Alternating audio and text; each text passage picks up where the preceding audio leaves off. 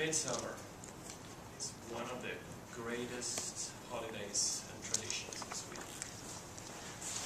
It's the only holiday that is not part of the Christian calendar. The reason is that it's too old. Nobody knows when this tradition started, but it's a long before we were Christianized in Sweden, so it's well more than 1,000 years old. And what it's all about is really celebrating light. And anybody who's been to Scandinavia in December, when it's completely dark, knows that celebrating light is a great idea. And we do have a lot of light in June in Scandinavia. The sun goes up 2:30, 3 o'clock in the morning, and then it shines all day, and then goes down at 10:30, 11 at night. And the further north you go in the country, the shorter the night is. But even down south where I live, it doesn't get completely dark. If you look towards the sky at north, there is still some light coming up. And if you look, you can see that the sun is just barely below the horizon. So there is a lot of light. Midsummer is the shortest night of the year, but it's not only the shortest, it's also considered to be a magical night. A night with supernatural powers. And an example of that is that young girls can find out who their husband to be will be. What they have to do is go out and pick 7 different wildflowers, put them under their pillow, and when they sleep that night, they will dream about their future prince charming. I've asked my wife about it, she couldn't confirm it, so it's a little bit unreliable, but still, nevertheless, thousands of girls do it every summer. Now to the celebrations. Imagine a setting where you have a grass field, you have men and women and children wearing their nice summer clothes, and they're all working on decorating the maypole.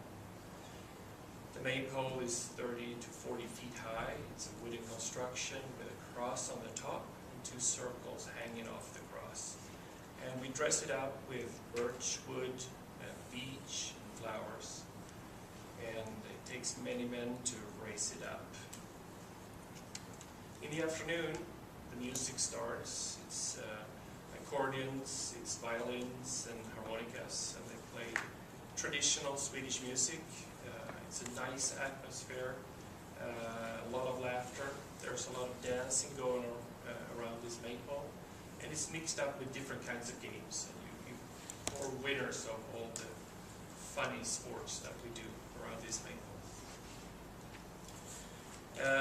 As the night comes, the crowd gets hungry and it's time to lay the tables. And if the weather allows, and it usually does, we lay the tables outside. Outside, even though the midsummer night can be kind of chilly in Sweden. We use white tablecloth and our best porcelain, and we decorate the table beautifully. The menu of the night is always a smorgasbord. There is something for everyone to like on that. There is herring, at least 10 different kinds of herring,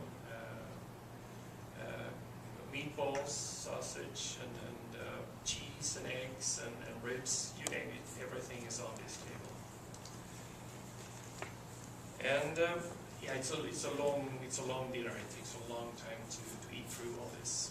My favorite is the herring, and you have to consider that herring is a fish, so the fish needs something to swim in. So after the herring, we take a snaps or 2 to make sure that there is something to swim around in and stuff. There is another thing about the snaps. You're not allowed to drink the snaps unless you sing a song first. Usually the crowd is kind of thirsty, so there is a lot of singing going on around there. The dinner goes on well into the night, and after, well after midnight, the party goes on. I usually try to stay up, and many with me, a couple of hours extra. That way I can see the dawn of the next day. I can catch the first sun rays of the next morning. I can see the mist lift off the fields, and I can hear the birds when they start to sing in the morning. And to me, that is midsummer.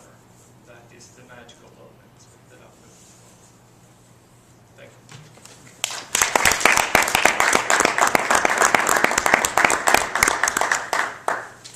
Let's offer a minute of silence for Magnus so we can send him some love notes in his first speech.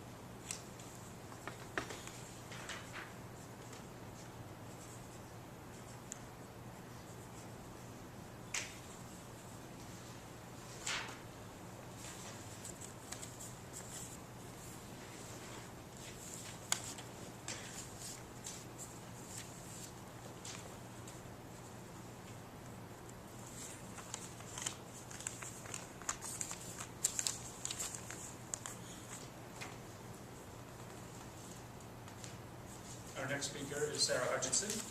Sarah has been a member of Toastmasters for nearly 2 years. In December, she completed her Open Communicator Manual and is working through her interpersonal communication manual. She has 2 amazing children and an amazing husband.